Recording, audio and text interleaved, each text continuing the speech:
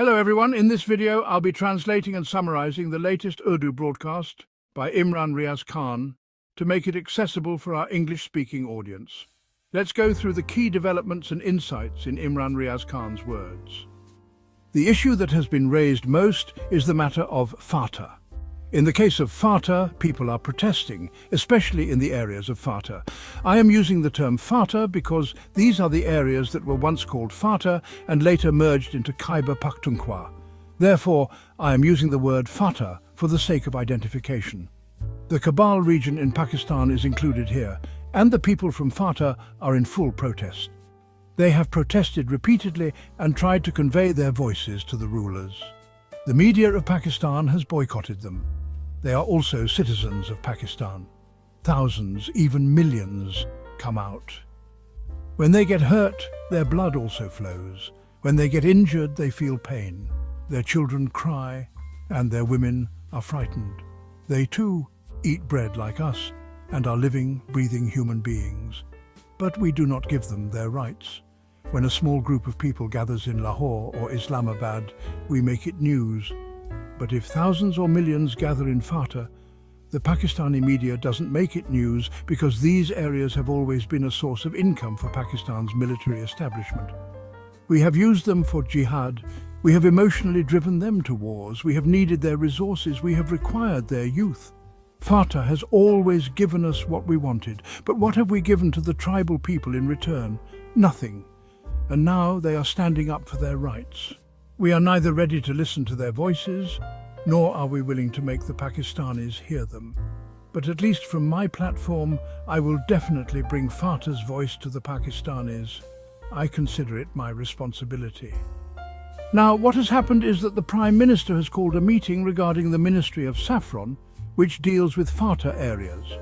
In this meeting, all the members of Pakistan Tehreek-e-Insaf, or PTI, from Khyber Pakhtunkhwa's Kabul region have boycotted the session. First, let's look at the membership numbers. 75% of the members from there are from Pakistan Tehreek-e-Insaf. One member, who isn't from PTI, has also sought votes in the name of Imran Khan. Congratulations to him, and he has received votes from PTI, but in the future he won't. Among the members of the Provincial Assembly, more than 80% are from PTI. Of 13 MPs, 11 belong to PTI. One is from Fazlur Rahman's party, and one MP was created through Form 47. This was arranged by Iqbal Wazir, and it is said that this person belonged to a faction formed by Parvez Khattak. Therefore, the majority in that region is with PTI, over 80%. And these people have boycotted the meeting. PTI had a discussion about the boycott, and most members suggested that they should not attend the meeting. They argued that if they go, the photos and videos will be used later to show that they consulted with the Prime Minister. My opinion is different, and when I spoke to some PTI members, they too had different views. Some of them said that the members should have gone to the meeting, told the Prime Minister that they would not allow any operation in FATA, nor would they allow the displacement of people, and they would not allow occupation of their resources. After that, they could inform the media. While the media may boycott the issue, it would at least become part of the social media records. Then they could have held a press conference to provide details. However, Iqbal Afridi and others spoke openly about it. The media was briefed where Barrister Gore was sitting, and the Saffron Committee attempted to intervene in provincial matters. One side, the federal government, is not providing funds. They said that the federal government has withheld our funds. They owe us rupees 360 billion for the past 3 years. This equals rupees 120 billion annually. That is, rupees 360 billion remains unpaid. The government is not releasing this money, and this money is supposed to go to FATA, for development, security improvement, education and protection of women. However, the federal government is not providing it. Despite this, they want to impose taxes on FATA. PTI held a press conference to protest against this, and Iqbal Afridi joined in the boycott. He raised this issue in the National Assembly as well. So there is a strong discussion about this matter. From what I have been informed, a jirga or tribal council is being organized to stop the Pakistani military establishment from interfering.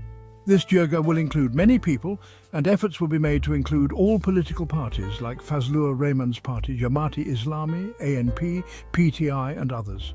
This jirga will come together to discuss the fate of FATA. The upcoming plan is to protect FATA, to save its resources, to stop violence and to prevent military operations from being carried out there. So the upcoming struggle is to preserve FATA's rights and ensure its safety from exploitation. The goal is to prevent FATA from being used for the benefit of the military establishment or for foreign wars in exchange for dollars. Number 2. Another issue is very important, and there is great discontent in the PMLN camp. PMLN recently discussed the disqualification of 26 members of the Punjab Assembly. They created a huge uproar about it, and Malik Ahmad Khan has been very aggressive in his press conferences. He seems to be in a hurry and agitated. It appears that to keep Mariam Nawaz happy, Malik Ahmad Khan has made a big mistake. How can you disqualify a protesting MPA just because they have protested? The protest was due to Mariam Nawaz's honour being insulted, and they raised their voices. Now, because of this, they are planning to disqualify the protesting MPAs. This is an unprecedented situation because throughout history, PMLN has been involved in protests. The PPP, PTI and others have also protested. So what's new about this? When the budget is presented, it is a time for fierce protests, but there has been no physical confrontation in the Assembly this time. The ruling party is removing these MPAs just because Mariam Nawaz didn't like the protest. This is a very odd situation, and Malik Ahmad Khan is facing opposition even within his own party for this decision. But now he is justifying why he made this decision. If these MPAs are disqualified, it will be a political victory for them. They will become the first in history to be disqualified for raising their voice for the public. In the upcoming elections, their families will win as they have spoken up for the people. The PMLN is in a very awkward situation. PMLN's relationship with the military establishment is another strange development. The same military establishment that once took on PMLN is now being supported by them. Despite all the questions that have not been answered, PMLN is still in bed with the very same military establishment that crushed them in the past. This is a bizarre situation. PTI still stands by the fact that they were once misguided about the military establishment.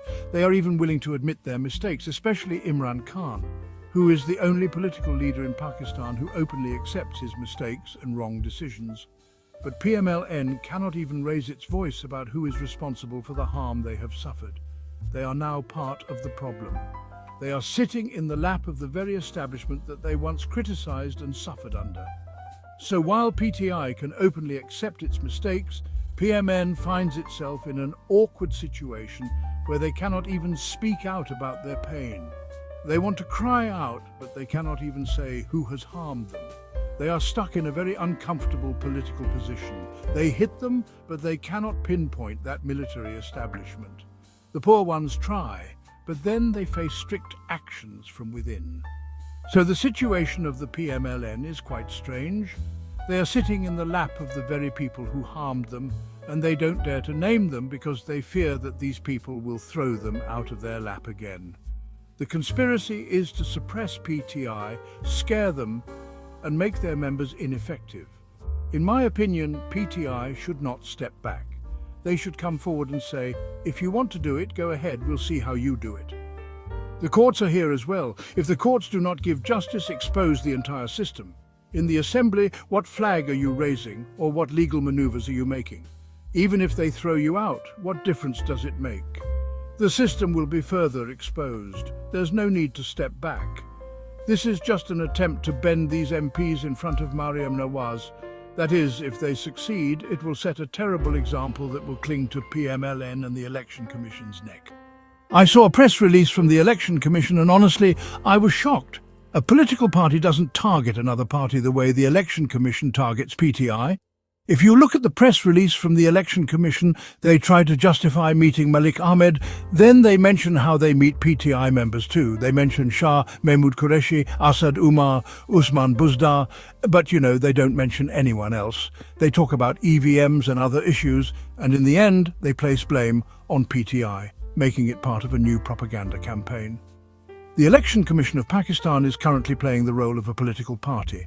The Election Commission of Pakistan should perhaps take its own symbol and participate in the elections, trying to fight against PTI. When PTI contests elections, what happens?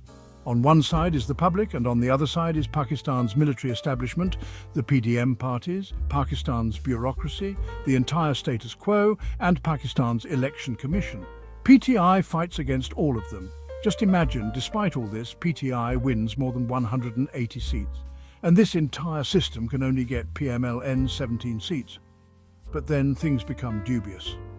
Fake Form 47s emerge, and the election is manipulated and made to seem legitimate.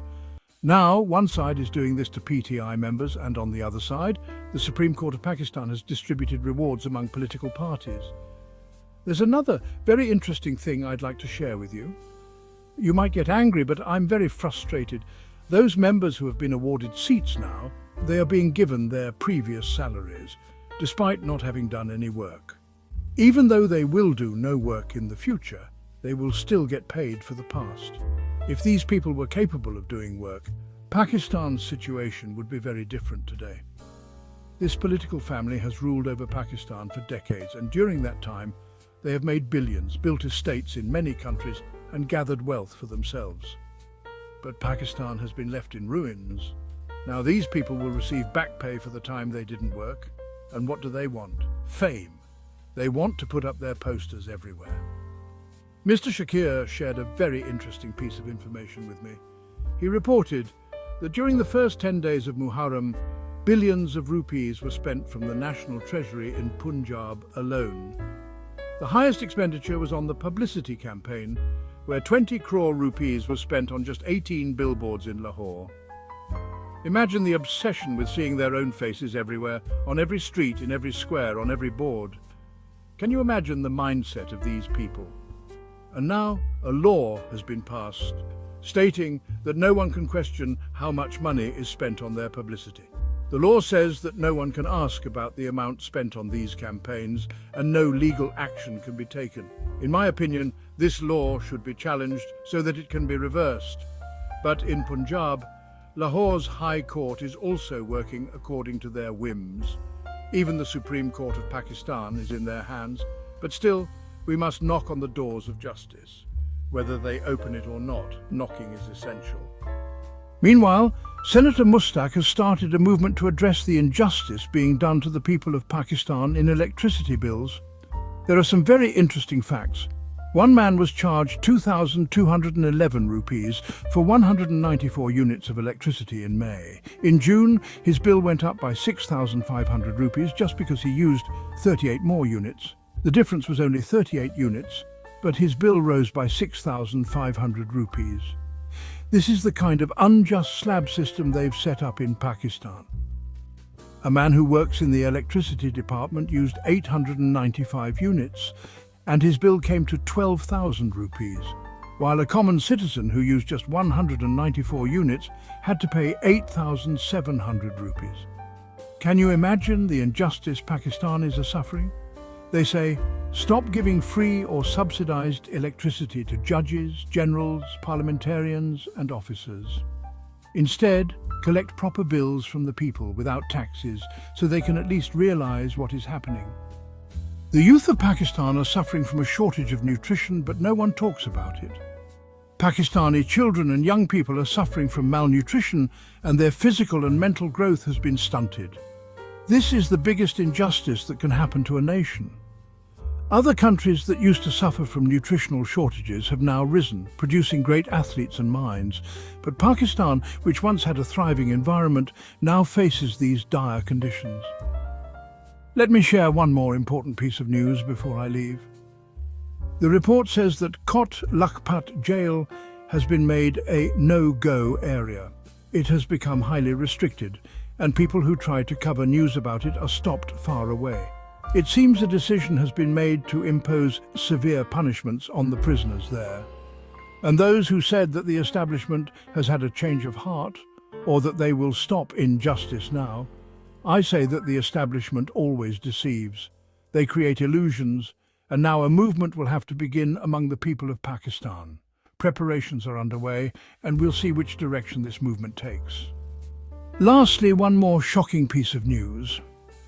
Major General Irfan Arshad has been appointed as a member of the Pakistan Sports Board.